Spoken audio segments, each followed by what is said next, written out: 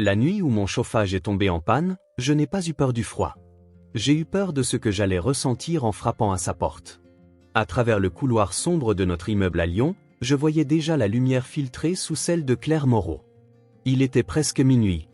Le silence avait cette densité étrange des heures tardives, comme si le monde retenait son souffle.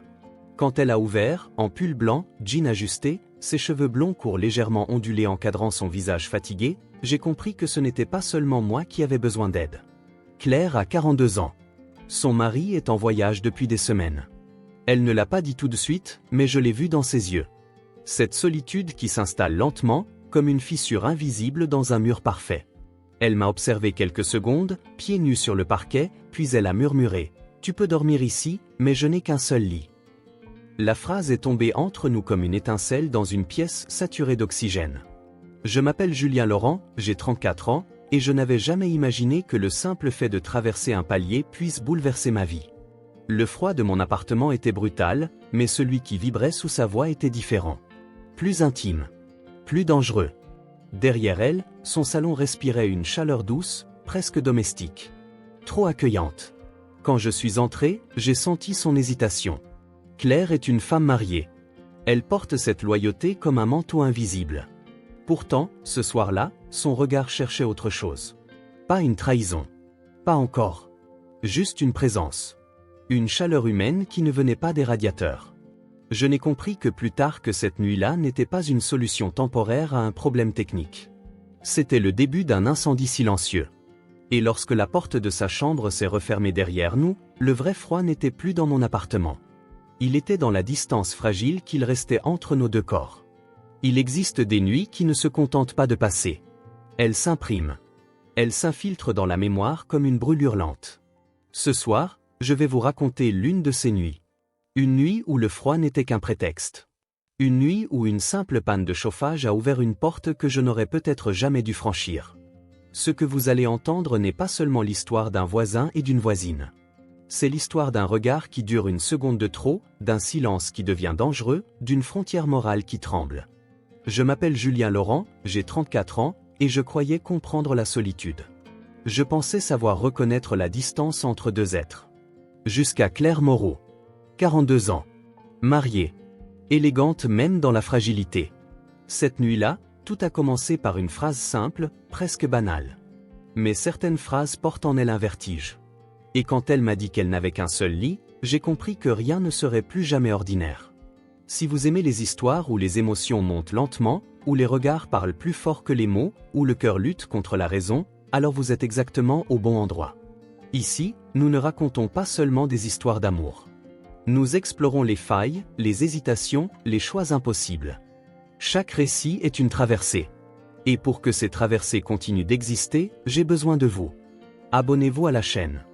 Votre inscription est essentielle. Elle me permet de continuer à écrire, à imaginer, à donner vie à ces histoires qui, peut-être, vous ressemblent un peu. Aimez la vidéo si vous ressentez déjà cette tension dans l'air. Et surtout, laissez un commentaire. Dites-moi depuis quelle ville vous regardez cette histoire. J'aime imaginer ces récits voyager de Lyon à Montréal, de Paris à Bruxelles, d'une chambre silencieuse à une autre. Vos messages ne sont pas de simples mots. Ils sont la preuve que ces histoires trouvent un écho.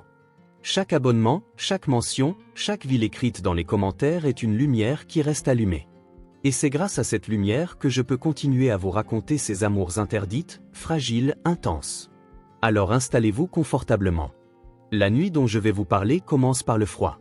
Mais vous allez vite comprendre que ce n'est pas le chauffage qui menaçait de céder en premier.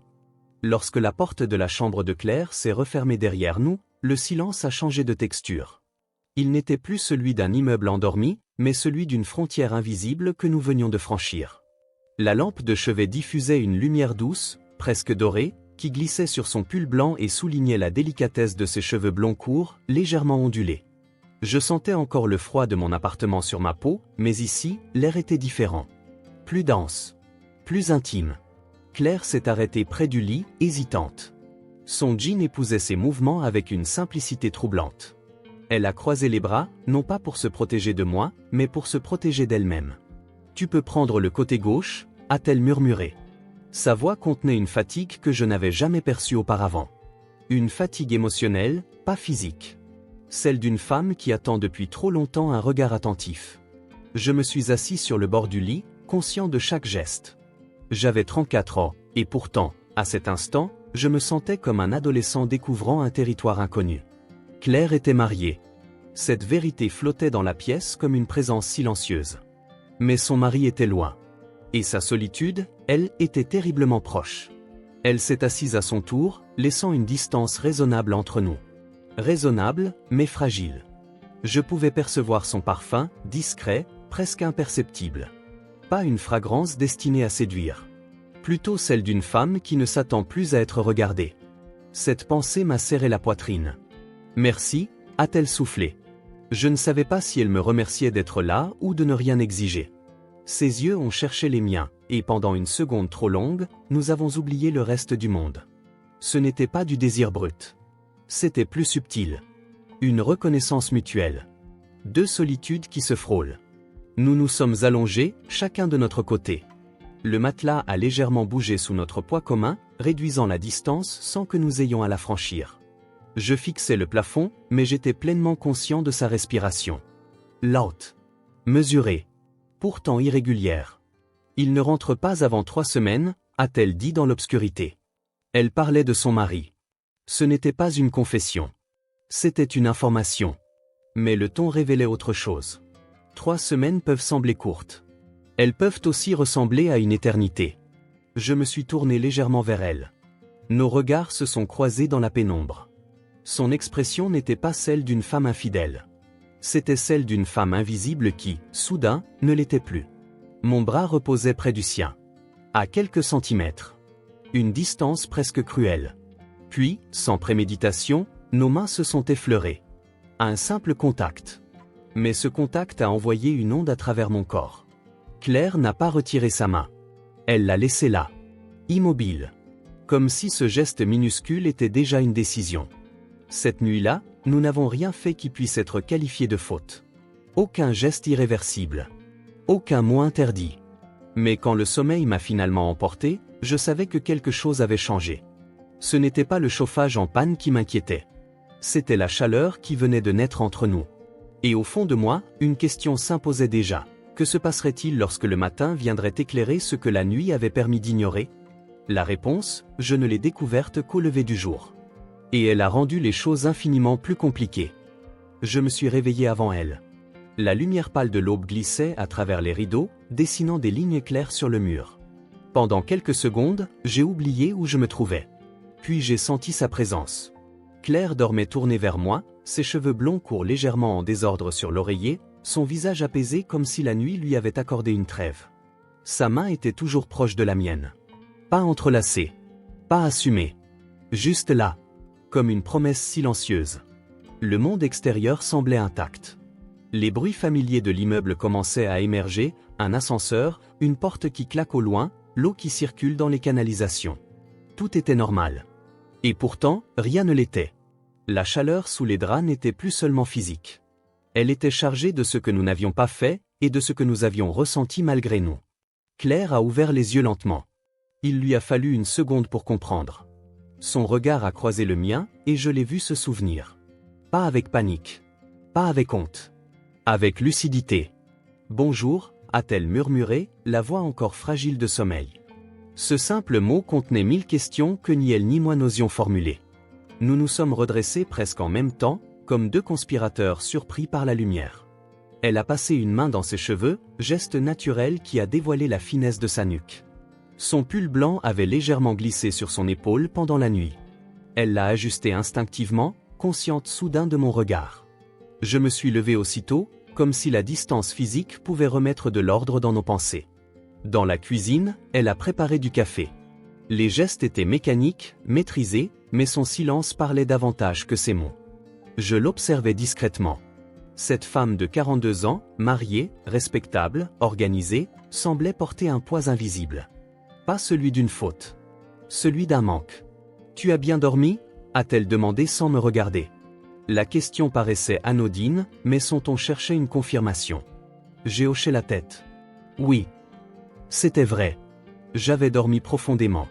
Trop profondément pour quelqu'un qui venait de frôler une ligne dangereuse. Elle s'est enfin tournée vers moi. Son regard était différent de la veille. Plus ouvert. Plus vulnérable. Merci d'être resté, a-t-elle ajouté. Cette phrase m'a surpris. Elle ne me remerciait pas d'avoir partagé son lit. Elle me remerciait de ne pas avoir fui. De ne pas avoir transformé ce moment en opportunité. Mon téléphone a vibré sur la table. Un message banal, sans importance. Pourtant, le son a brisé quelque chose. La réalité s'est rappelée à nous. Le jour signifiait responsabilité. Raison. Structure. Claire a baissé les yeux vers sa tasse, comme si elle se préparait à refermer une parenthèse. Ton chauffage? A-t-elle commencé? J'ai compris qu'elle cherchait à revenir à quelque chose de concret. Je vais appeler un réparateur aujourd'hui, ai-je répondu. Cette solution simple sonnait comme la fin logique de notre proximité forcée. Une fois la panne réglée, je n'aurais plus de raison de franchir son seuil. Mais alors que je m'apprêtais à retourner chez moi pour vérifier les dégâts, elle m'a retenu par le bras. Un geste bref. Presque involontaire. Son regard a plongé dans le mien avec une intensité nouvelle. Julien. Elle n'a pas terminé sa phrase. Elle n'en avait pas besoin. Ce qu'elle voulait dire flottait déjà entre nous. Je suis retourné dans mon appartement glacial avec une étrange sensation de perte. Le contraste était brutal. Le silence ici n'avait rien de chaleureux. J'ai observé le radiateur immobile, presque accusateur. Tout aurait dû être simple. Réparer. Remercier. Tourner la page. Pourtant, en démontant le panneau arrière du chauffage, mes pensées dérivaient sans cesse vers elle.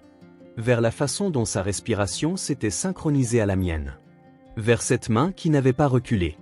Ce n'était pas une passion incontrôlable. C'était plus dangereux que ça. C'était une connexion. En fin de matinée, quelqu'un a frappé à ma porte. J'ai ouvert. Claire se tenait là, toujours en jean, mais elle avait changé de pull. Un gris plus sombre. Plus neutre. Comme si elle cherchait à rétablir une distance visuelle. Le réparateur peut venir demain seulement, a-t-elle annoncé. Cette information, pourtant banale, a suspendu l'air entre nous. Une nuit de plus. Une seule nuit supplémentaire. Rien d'irrémédiable. Rien d'officiel. Mais suffisamment pour tester nos limites. Tu peux rester encore ce soir, a-t-elle ajouté d'une voix plus basse. Cette fois, il n'y avait aucune maladresse. Elle assumait l'invitation. Pas comme une femme en quête d'aventure. Comme une femme qui ne voulait pas affronter une deuxième nuit seule. J'ai perçu la bataille intérieure dans son regard. Elle aimait son mari, j'en étais convaincu. Mais l'amour ne protège pas toujours de la solitude. Parfois, il l'amplifie. D'accord, ai-je répondu, conscient que ce mot pesait plus lourd qu'il n'en avait l'air. Elle a hoché la tête, presque soulagée. Puis elle est repartie vers son appartement, laissant derrière elle un parfum discret et une tension croissante. L'après-midi s'est étiré avec une lenteur insupportable. Chaque minute me rapprochait d'une nouvelle nuit. Cette fois, nous ne pourrions plus prétendre à la surprise. Nous savions exactement ce que signifiait partager un lit. Lorsque le soir est tombé, je me suis retrouvé devant sa porte une nouvelle fois. Pas par nécessité. Par choix. J'ai levé la main pour frapper, et j'ai ressenti une hésitation réelle. Ce geste simple allait-il tout compliquer? La porte s'est ouverte avant même que je ne toque. Claire se tenait là, le regard décidé mais fragile. Elle savait. Moi aussi. Cette seconde nuit ne serait pas identique à la première.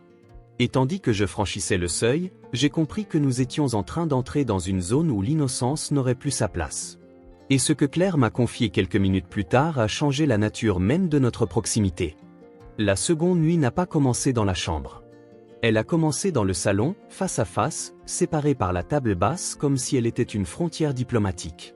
Claire avait allumé quelques lampes, évitant la lumière principale. L'atmosphère était plus douce, plus intime, mais aussi plus consciente. Cette fois, nous savions exactement ce que signifiait ma présence ici. Il ne s'agissait plus d'un accident thermique. C'était un choix partagé. Elle s'est assise en face de moi, les mains jointes, les pouces se frottant légèrement l'un contre l'autre. Ce petit geste trahissait son agitation. « Julien, je dois te dire quelque chose », a-t-elle commencé. Sa voix n'était pas tremblante. Elle était déterminée. Je me suis préparé à entendre une limite, une règle, peut-être même un adieu anticipé. Ce n'est pas seulement la solitude, a-t-elle poursuivi. Ce n'est pas juste qu'il soit en voyage. Elle a levé les yeux vers moi. Nous ne nous parlons plus vraiment. Même quand il est là. Ces mots ont modifié l'équilibre de la pièce. Il ne s'agissait plus d'une absence physique. Il s'agissait d'un vide plus profond. Je ne savais pas quoi répondre. Je n'étais ni confesseur ni sauveur. J'étais son voisin. Pourtant, elle me regardait comme si j'étais devenu un témoin privilégié de quelque chose de fragile. Je ne cherche pas à trahir qui que ce soit, a-t-elle ajouté. Mais j'ai besoin de me sentir vivante. Cette phrase est restée suspendue entre nous, vibrante, presque dangereuse. J'ai senti mon cœur accélérer. Non par désir immédiat, mais par compréhension. Ce qu'elle cherchait n'était pas un corps. C'était une présence. Une attention sincère. Une chaleur qui ne s'éteint pas au lever du jour. « Tu es vivante ?» ai-je répondu doucement. Elle a esquissé un sourire triste. Alors pourquoi ai-je l'impression d'être invisible? La distance entre nous a diminué sans que nous en ayons conscience. Je me suis rapproché, lentement. Pas pour la toucher. Pour être plus proche de sa voix. Elle a inspiré profondément. Son regard a glissé vers mes lèvres un bref instant, puis est revenu à mes yeux. Ce n'était pas une invitation directe. C'était une question silencieuse. Claire? J'ai prononcé son prénom avec précaution, comme si le simple fait de l'articuler pouvait changer la trajectoire de la soirée.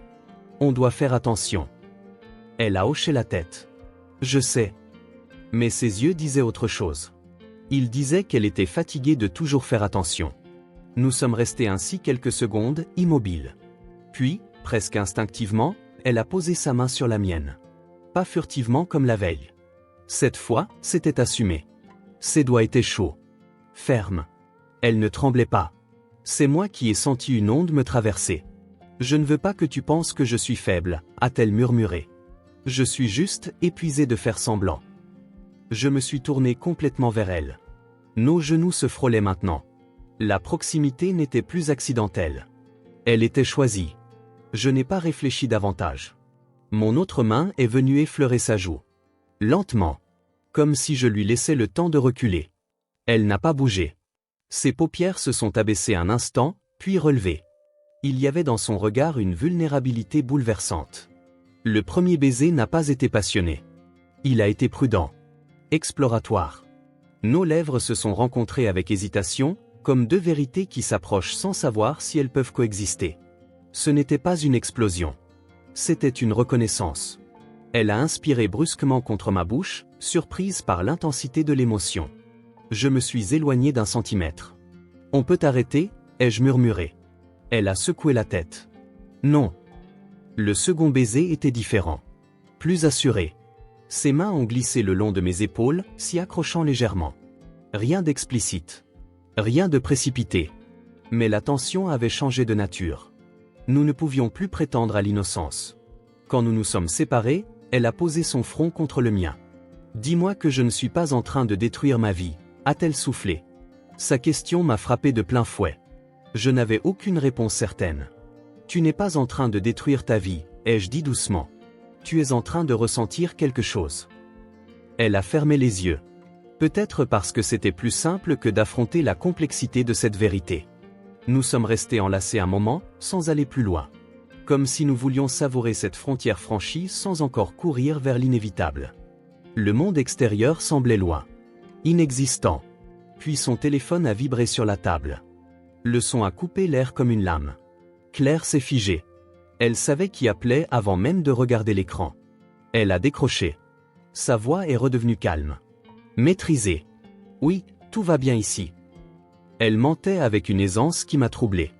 Je l'ai observée pendant qu'elle parlait à son mari. Elle riait légèrement. Une version d'elle-même que je ne reconnaissais pas. Quand elle a raccroché, le silence est devenu plus lourd que jamais. Elle a posé le téléphone, puis m'a regardé. Il n'y avait plus seulement de la vulnérabilité dans ses yeux. Il y avait une décision. Il rentre plus tôt que prévu, a-t-elle annoncé. Cette phrase a transformé la soirée en compte à rebours. Et soudain, chaque seconde partagée est devenue précieuse et dangereusement limitée. Lorsqu'elle a prononcé ces mots, j'ai senti le sol se dérober sous une réalité que nous avions soigneusement ignorée. Il rentrait plus tôt que prévu. Pas dans 3 semaines. Pas dans 10 jours. Dans 4 jours. 4 nuits seulement. Le chiffre s'est imposé à moi comme une horloge suspendue au-dessus de nos têtes. Claire est restée debout au milieu du salon, le téléphone encore dans la main, comme si le poids de l'appareil représentait celui de sa décision. Il a changé son vol, a-t-elle ajouté, presque mécaniquement. Sa voix ne tremblait pas, mais son regard cherchait une stabilité que je ne pouvais pas lui offrir. Je me suis levé à mon tour. L'air semblait plus dense, plus chargé. Nous n'étions plus dans l'improvisation. Nous étions dans une histoire qui avait désormais une date limite. 4 jours, ai-je répété doucement. Elle a hoché la tête. Ce simple échange a redéfini tout ce qui nous entourait. Chaque geste, chaque regard, chaque silence prenait une valeur différente. Ce n'était plus seulement une proximité inattendue. C'était une parenthèse consciente, fragile, presque condamnée. Claire s'est dirigée vers la fenêtre. La ville brillait au loin, indifférente à notre trouble. Lyon poursuivait son rythme habituel. Les voitures circulaient. Les lumières des appartements s'allumaient et s'éteignaient. Personne ne pouvait deviner que, derrière ces rideaux, une femme mariée et son voisin tentaient de comprendre ce qu'ils étaient en train de devenir. « Je ne veux pas que ça ressemble à une fuite », a-t-elle murmuré en fixant la rue. « Je ne veux pas que tu sois juste une réaction à son absence. » Ces mots étaient lucides. Cruels aussi. Je me suis approché d'elle sans la toucher. La distance entre nous était désormais volontaire. Mesurée. Et je ne veux pas être un simple passage, ai-je répondu. La franchise de ma voix m'a surpris moi-même. Je n'étais pas venu ici avec l'intention de m'attacher. Pourtant, l'idée de disparaître aussi vite que cette panne de chauffage me semblait insupportable. Elle s'est tournée vers moi. Dans ses yeux, il n'y avait plus seulement du doute. Il y avait une intensité nouvelle. Alors qu'est-ce que nous sommes en train de faire, Julia ? Cette question ne demandait pas une définition romantique. Elle exigeait une vérité. Je n'avais pas de réponse précise. Mais je savais ce que je ressentais. Nous ne sommes pas une erreur, ai-je dit lentement. Nous sommes une rencontre. Elle a fermé les yeux un instant, comme si ces mots l'apaisaient et l'effrayaient à la fois. La tension ne venait plus seulement du désir. Elle venait de l'avenir. De ce que ces 4 jours pouvaient déclencher. Claire s'est avancée d'un pas. Cette fois, c'est elle qui a réduit la distance. Sa main a effleuré mon torse, pas pour séduire, mais pour vérifier que j'étais bien réel. Je ne veux pas que ça s'arrête brutalement, a-t-elle soufflé. Sa proximité était troublante. Je pouvais sentir la chaleur de sa peau à travers le tissu de mon pull. Chaque respiration devenait plus consciente. Nous nous sommes embrassés à nouveau, mais ce baiser portait une urgence différente. Il n'était plus hésitant. Il était chargé du temps limité qui nous restait. Pourtant, rien n'était précipité. Nous prenions soin de chaque geste, comme si nous gravions ces instants dans une mémoire durable. Plus tard, assis côte à côte sur le canapé, Claire a posé sa tête contre mon épaule. Le silence entre nous n'était plus inconfortable. Il était réfléchi. Je me sens coupable, a-t-elle avoué. Pas d'une voix dramatique. D'une voix sincère. C'est normal, ai-je répondu. Mais ce que tu ressens pour moi n'annule pas ce que tu as vécu avec lui. Elle a relevé la tête. Tu crois que c'est si simple ? Non. Ce n'était pas simple. Rien ne l'était. Elle m'a parlé de son mariage. Pas des disputes spectaculaires. Pas des trahisons évidentes. Juste de l'érosion. Des conversations devenues mécaniques. Des silences prolongés. De cette impression d'être devenue une fonction plutôt qu'une femme. Chaque mot renforçait le lien entre nous. Je n'étais plus seulement le voisin qui partageait son lit. J'étais celui qui écoutait sans détourner le regard. Celui qui voyait encore la femme derrière le rôle. La nuit avançait. Nous savions que je resterais encore. Le réparateur viendrait peut-être le lendemain, mais le problème n'était plus technique. Même si mon chauffage se remettait à fonctionner, quelque chose d'autre avait commencé à brûler. Alors que nous nous dirigions vers la chambre, Claire s'est arrêtée à l'entrée. « Promets-moi une chose », a-t-elle dit. « Si ça devient trop compliqué, tu me le diras. » Sa demande n'était pas une protection pour elle seule. C'était une protection pour nous deux. « Je te le promets », ai-je répondu. Mais au fond de moi, je savais que la complication faisait déjà partie de l'équation. Cette nuit-là, nos gestes étaient plus sûrs, plus confiants, mais toujours retenus par une conscience aiguë de la réalité. Il ne s'agissait pas d'un abandon irréfléchi. Il s'agissait d'un choix répété. Au petit matin, alors que Claire dormait encore contre moi, son téléphone a vibré une nouvelle fois. Un message. Pas un appel. J'ai aperçu le prénom de son mari s'afficher à l'écran. Le message ne contenait qu'une phrase courte. Une phrase qui a glacé le peu d'innocence qu'il nous restait. Il avait hâte de la surprendre en rentrant plus tôt que prévu. Le message affiché sur l'écran semblait inoffensif pour quiconque l'aurait lu sans contexte. J'ai hâte de te surprendre. Ces mots, pourtant simples, ont résonné en moi comme une alarme silencieuse. Claire dormait encore, sa respiration régulière contre mon torse. Elle ignorait que l'équilibre fragile que nous avions construit venait d'être ébranlé par une promesse innocente. J'ai posé le téléphone doucement sur la table de nuit sans la réveiller. Pendant quelques secondes, je suis resté immobile, observant son visage apaisé. Comment quelque chose d'aussi calme pouvait-il contenir autant de tensions invisibles? 4 jours. Peut-être moins. Le mot surprise prenait soudain une dimension presque menaçante. Elle a ouvert les yeux lentement, comme si elle avait senti mon agitation. « Tu es déjà réveillé » a-t-elle murmuré. J'ai hésité. Devais-je lui parler du message immédiatement? La protéger quelques minutes encore de cette réalité? Finalement, j'ai choisi l'honnêteté. Il t'a écrit. Elle s'est redressée aussitôt. Son regard s'est assombri en lisant la phrase. Pas de panique. Pas de cri. Juste une prise de conscience silencieuse. Il aime faire ça, a-t-elle dit après un moment. Les surprises. Elle a prononcé le mot avec une ironie douce amère. Nous sommes restés assis côte à côte sur le lit, sans nous toucher. La proximité de la nuit semblait déjà lointaine. La lumière du matin ne pardonne rien. Elle éclaire les choix avec une précision implacable. Julien, si jamais il arrive plus tôt que prévu. Elle n'a pas terminé sa phrase. Elle n'avait pas besoin de le faire. Nous savions tous les deux que le danger ne venait pas d'une confrontation spectaculaire, mais d'un détail. Un regard trop complice. Une hésitation mal dissimulée. Je me suis levé et me suis approché de la fenêtre. La ville paraissait paisible, presque indifférente à notre tumulte intérieur. On ne peut pas vivre dans la peur d'un imprévu, ai-je dit finalement. Sinon, tout ça ne vaut rien. Elle m'a observé longuement. Et qu'est-ce que ça vaut, selon toi? Sa question était directe. Elle ne cherchait plus à se protéger derrière des justifications. Elle voulait une réponse claire. J'ai pris une inspiration profonde. Ça vaut la vérité de ce qu'on ressent. Même si elle est inconfortable. Les mots semblaient simples, mais leur poids était immense. Claire s'est levée à son tour et s'est approchée de moi. Elle s'est arrêtée à quelques centimètres. « Tu n'as pas peur » a-t-elle demandé. « Si. J'avais peur. Pas d'être découvert.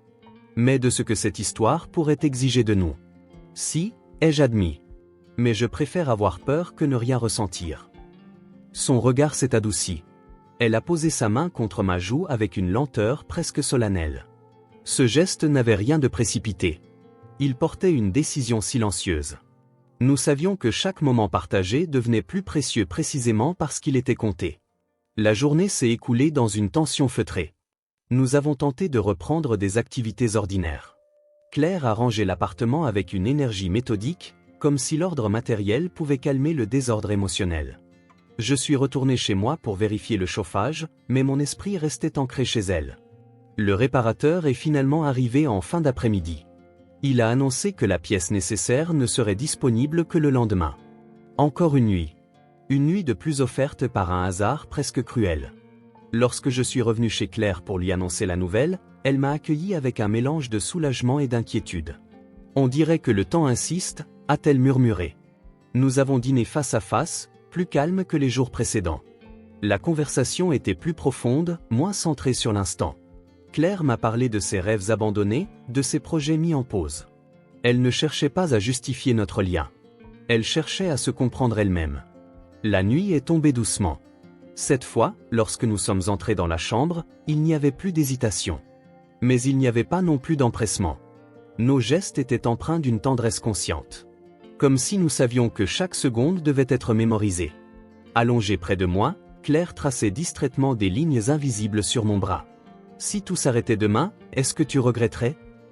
Sa voix était basse, presque fragile. « Je regretterais seulement de ne pas avoir été sincère, ai-je répondu. Elle a posé sa tête contre moi, silencieuse. Il n'y avait pas besoin de promesses grandioses.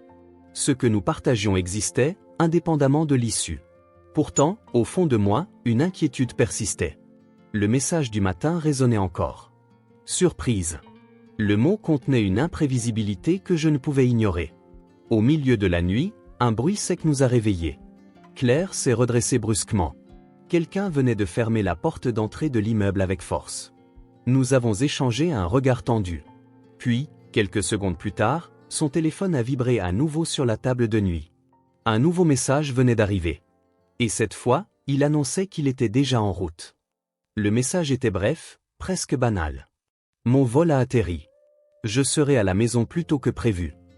L'écran du téléphone éclairait le visage de Claire dans l'obscurité, révélant une pâleur soudaine. Il était à quelques heures d'ici. Peut-être moins. La surprise n'était plus une éventualité. Elle devenait une trajectoire. Claire est restée immobile, le téléphone suspendu entre ses doigts. Je pouvais entendre sa respiration changer, devenir plus courte, plus consciente. Il ne devait pas arriver avant demain soir, a-t-elle murmuré. Sa voix n'était pas hystérique. Elle était lucide. C'était presque plus inquiétant. Je me suis redressé, le cœur battant avec une intensité nouvelle. Tout ce que nous avions vécu ces derniers jours défilait dans mon esprit comme une succession d'images brûlantes. Les silences partagés. Les confidences. Les baisers prudents devenus plus affirmés. Étions-nous prêts à affronter la réalité qui frappait déjà à la porte de l'aube? Il peut arriver d'une minute à l'autre, a-t-elle ajouté. Cette phrase a suspendu le temps.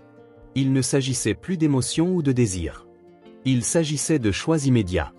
De conséquences. Claire s'est levée du lit et a commencé à marcher dans la chambre, passant une main nerveuse dans ses cheveux blonds courts. Son pull blanc était froissé, témoin silencieux de nos nuits. Elle s'est arrêtée devant le miroir, comme si elle cherchait à reconnaître la femme qu'elle voyait. Était-elle coupable?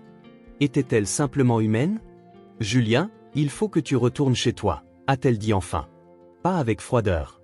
Avec nécessité. Je savais qu'elle avait raison. Pourtant, mes pieds semblaient ancrés au sol. Partir maintenant donnait à notre histoire un goût d'interruption brutale. Je me suis habillé en silence, chaque geste chargé d'une gravité nouvelle. Le couloir entre nos appartements ne m'avait jamais paru aussi long. Avant d'ouvrir la porte, je me suis tourné vers elle. Elle était là, debout, droite, mais ses yeux trahissaient une tempête intérieure. « Est-ce que tu regrettes ?» ai-je demandé, incapable de garder la question pour moi. Elle s'est approchée. Lentement. « Non », a-t-elle répondu sans hésiter. « Je regrette seulement que ce soit compliqué. » Ces mots ont traversé mon hésitation comme une lame douce. Nous nous sommes embrassés une dernière fois, pas avec urgence, mais avec intensité. Ce n'était pas un adieu dramatique. C'était une reconnaissance. Nous savions que quelque chose avait changé en nous, indépendamment de ce qui allait suivre. Je suis rentré chez moi. Mon appartement était toujours froid, mais je ne ressentais plus le contraste. J'étais traversé par une tension bien plus vive. J'ai fermé la porte doucement et me suis appuyé contre elle, écoutant les bruits du couloir. Les minutes se sont étirées comme des heures. Chaque son devenait suspect. Un ascenseur. Des pas. Une clé qui tourne dans une serrure au loin. Mon imagination remplissait les silences avec des scénarios que je n'osais pas affronter. Puis je l'ai entendu. Le bruit distinct d'une valise à roulettes heurtant légèrement le sol du couloir. Mon souffle s'est bloqué. Il était là. Réel. Présent. Plus tôt que prévu, comme annoncé. Je me suis approché de ma porte sans l'ouvrir, écoutant malgré moi. La porte de Claire s'est ouverte. Une voix masculine, chaleureuse, familière, a rempli l'espace. Surprise. Un mot léger, presque joyeux. Je n'entendais pas clairement la réponse de Claire, mais je pouvais deviner son effort pour paraître naturel. Chaque seconde me semblait interminable. J'imaginais son regard, son sourire maîtrisé, son cœur battant sous son pull blanc désormais parfaitement ajusté. Je me suis éloigné de la porte, incapable de supporter cette proximité sonore. Je me suis assis sur mon canapé, fixant le mur qui nous séparait. Ce mur n'avait jamais semblé aussi mince. Le reste de la journée s'est déroulé dans une attente fébrile. J'entendais parfois des éclats de voix étouffées, des pas, des objets déplacés. Rien d'anormal. Rien de dramatique. Juste la normalité d'un couple qui se retrouve. En fin d'après-midi, quelqu'un a frappé à ma porte. Mon cœur a manqué un battement. Pendant une fraction de seconde, j'ai imaginé le pire. J'ai ouvert. Claire se tenait là. Seule. Son regard était intense, mais stable. « Il est fatigué du voyage », a-t-elle dit calmement. Il s'est endormi.